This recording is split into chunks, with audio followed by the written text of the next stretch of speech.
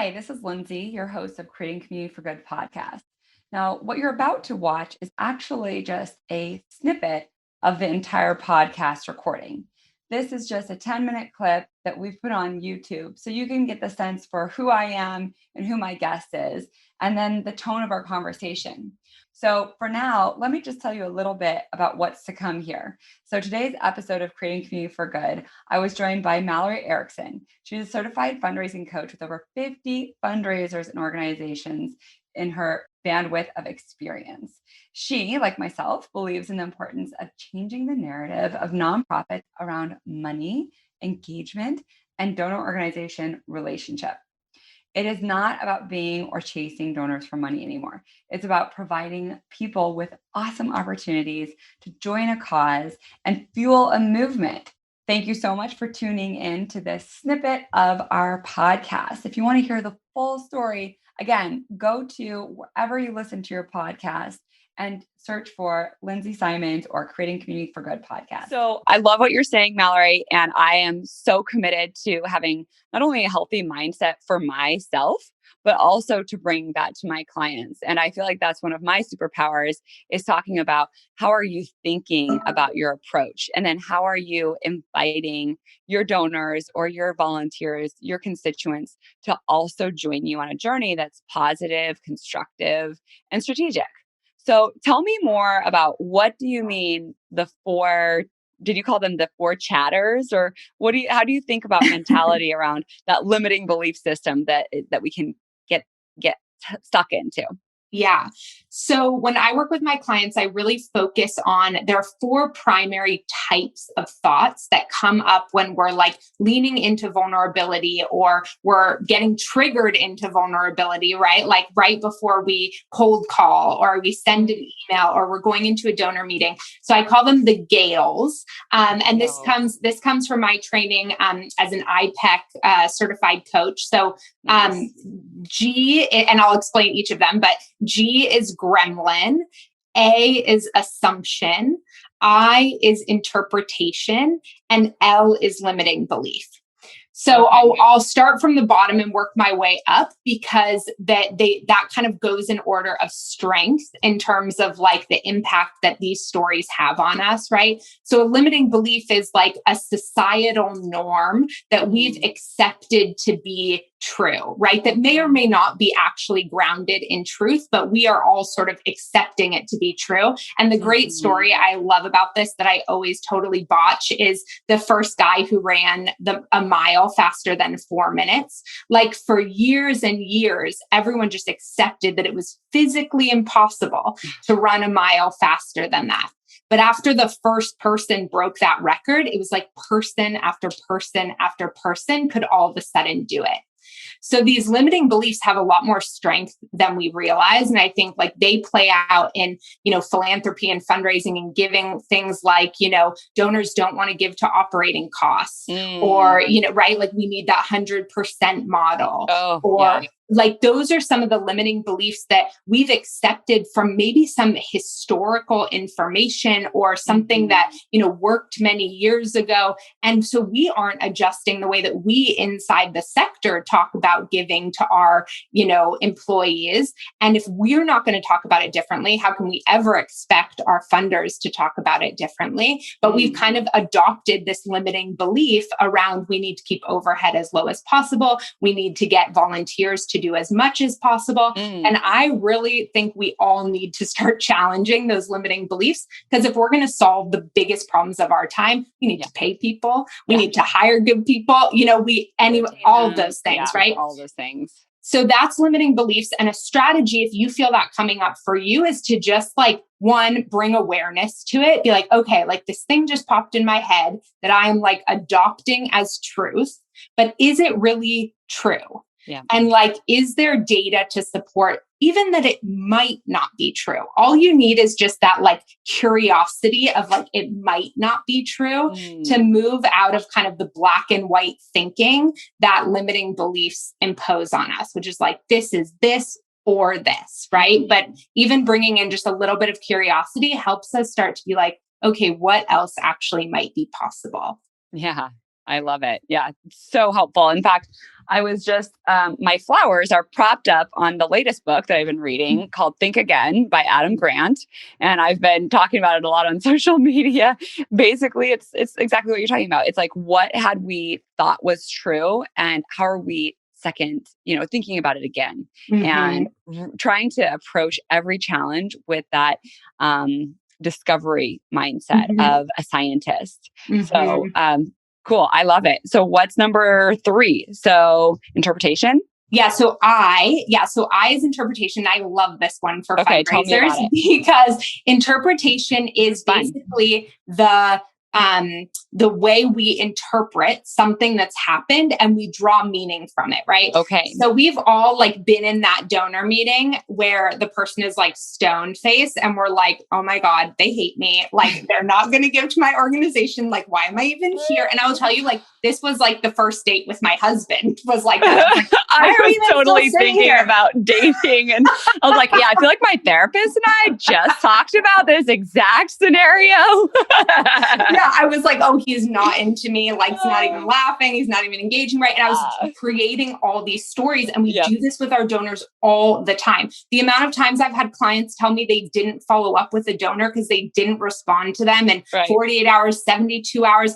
That is a complete story that we have made up based on somebody else's behavior that we have no actual information around, right?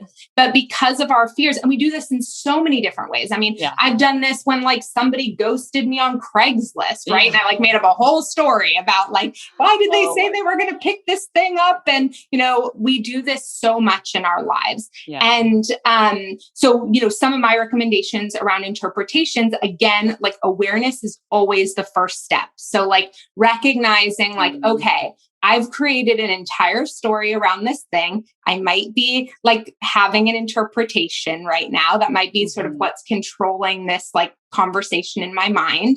And then to start, this is another one where, curiosity and asking some questions can be really helpful. And one of the things I have my clients do a lot is like when they're so certain about, no, it's definitely this, like it's definitely that the donor does not want to work with us anymore. I'm like, okay, write the whole story out. Like get a piece of paper, write that whole story on one side. And then on the opposite side of the page, I just want you to write, I know you don't believe it right now, but I just want you to write an exact opposite story. Like I want you to write the exact opposite story. And even just that helps them see that like there actually is another perspective to this thing that again, we've decided is certain that without any actual real data. Another thing that can be really helpful with that type of narrative is like, okay, if a friend came to you right now with the same problem, what would you tell them, right? That helps pull us back from like being the one in the middle of the challenge to like, we are so much more capable of problem solving with the people we love than we are with ourselves, right? And a lot of that has to do with these interpretations that we latch onto and just don't let go of. And it sounds like, these last two are extremely tied to confidence, right? So how do you balance that out? Are the next two also, do you suppose those are tied to confidence as well? Yes, I think all of them are. They just have some, so maybe we talk about that after I explain the other two. Okay, quickly. Let's hear the other two and then let's go into like the confidence element of like the human behavior and like the experience of, you're trying to do your job, but also you're a human. Totally. Right? So, okay, so let's talk about assumptions. Yeah. So assumptions are believing that because something happened before, it's going to happen again, right? Okay. So we're like, okay, last time that donor didn't give during the paddle pledge, so we're going to give no attention to them this year at the event, right? We do this all the time, actually, based on like donor reports and donor behavior. And I actually think it's a big reason. Like if we remove some of the assumptions we're making, I think we'd actually all do a lot better on donor retention in general. But that's a whole other thing. So, but all of the data is different, right? Like all of the data is different. And yet we think people are just going to repeat their behavior over and over again, right? Yeah. So the big strategy here is just to ask yourself, like, what data has changed since the last time that I saw that person or that institution do that thing, right? Has anything changed since that time? Right. Totally. Totally. Yes. I mean, you could probably even go the opposite. You could assume that somebody's going to give because they always have and take it for granted. You're not doing the thing that we see the most often is we don't do a lot of stewardship, Totally. right? So we do Yeah. a ton of like or cultivation, maybe solicitation, but then are we actually stewarding? So that's another Totally. assumption. Okay. Exactly. Yeah. Such a good point. It happens on both sides, of So course. Yeah. what's the strategy? Because I like that you're adding not only the mentality, but then an approach. So what's Mhm. your approach or a strategy for adjusting your assumptions? Yeah. So to really think about, okay, what was the data that led to the Okay. behavior last time? And if you're feeling blocked by like trying the thing again because you're making that assumption, then it's to pull in like what data is different, like now that might actually change the result being different. But like, I love that you brought up the example of the alternative, right? Which is that if you are trying to get someone to repeat a behavior, you need to incorporate the data that helped them do that behavior in the first place. So if you were Right. cultivating a donor by reaching out to them every month, then they gave that gift, and then you stop engaging with them, why would we assume they're going to behave the same way? Your behavior has totally changed, right? So that's like on the flip side, like either use the data to help you recognize that everything's changed. So you can't make an assumption about how they're going to behave. And if you do want to replicate the behavior, then what were you doing that helped achieve that goal in the first place? I love that. I was just sitting, so I sit on the board of Build, and we were just in an executive committee conversation yesterday where they had a tremendously successful connection with a corporate donor.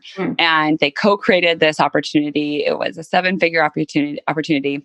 And they brought this up, and I just loved what they were saying, and that we're going to pause and document what strategies did we deploy to activate this partnership and what made it so special and how can we replicate it. And then the next comment that we talked about in the meeting was, and what was in it for them that was so compelling. So how can you actually build both of those strategies for the nonprofit to document what works well, and then for the nonprofit to also document how did the corporate partner see that as a benefit and asking for their supportive thoughts on that as well. Yeah. So that we're not just saying, well, of course, like I assume that they gave to us because they love our mission, because actually, I'm sure that's part of it, right? But the number one reason why people give is because of the person who asked. So perhaps there is influence there. Or what is it about your mission that they did love? A lot of missions have 2 to 5 primary ways of delivering service or impact. So is it that they are changing the way we're educating? Is it that we're reaching more kids? Is it that the model has adjusted? Is it thinking smarter, not harder? Like there are a lot of things that might motivate a donor. So don't assume that they're giving just because they love your mission. Like, what does that mean? Go 2 to 5 steps deeper. Like, what is your mission? What part of your mission do they love? And who was the one who approached them? And how did you cultivate them or steward them? So cool. Okay. I'm down with assumptions. Love that. Anything else to add for that? Or should we move on to the gremlin? Let's just flag that piece that you just said about the win-win relationship with the corporate partner and tracking the reason why someone gave, like what really hooked them. When we talk about confidence, let's go back there, because I think that's actually a big strategy for feeling more confident when you're working with funders. But yeah, I'll just say, I'm going to say gremlin quickly. Okay. Even though it's actually the biggest one, but because it is so personal and it's so deep and we don't have 5 hours, I'll just graze over it a little bit, which is like the gremlin is our like self-critic, right? Okay. It's like that voice that we hear in our head that is cutting us down, that is essentially trying to protect us, right? It's more of our like primal brain that that was formed to keep us safe, to keep us alive. But now in the current world, it has no idea how to actually tell when something is really at stake, right? So it's like, I hear fundraisers, and especially new fundraisers, say all the time that like asking for big gifts, and you're going to be like, wow, is she exaggerating? But I'm not, that they feel like they might die. Like they're Yeah. the level of fear, right, is so humongous. Yeah. And so that's the gremlin. That's that like biological instinct to protect you from taking any risk where you could be rejected or shamed or hurt, even if that percentage is like less than 1%. Right. The gremlin still like goes on fire, right? It's Flight still or fight. activated. Yeah. Yeah. Survival. Yeah. Yeah, exactly. So I'll give you kind of like a few strategies around the gremlin, even though this is a really big and really personal piece. Okay. But like the number one is, again, awareness, like starting to hear that voice and recognize that it's not you, right? Like, I think that's starting to separate. I even like encourage my clients to name it so that they can kind of start a dialogue and like even personify it a little bit. I had a client who like said it was like a military dad who was like always yelling at her about, not being good enough. And, but by creating that personification of that voice, she was really able to separate her identity from it. And then that helps us separate truth from it. Because sometimes I think when we don't notice it, or like sometimes people have kind of rolled their eyes at me when I'm like, yeah, you're like talking to yourself all the time. And they're like, oh my God, she's talking about talking to myself. And I'm like, yes, you are constantly talking to yourself. And it's just about what is that conversation and how do you take some more control over it? And something I say a lot, like once you have identified and personified that voice, is just like pass the mic.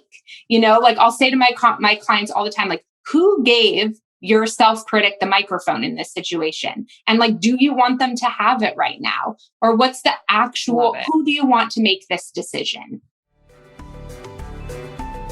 With this latest valuable episode, we'd love to thank you for joining us on the Creating Community for Good podcast.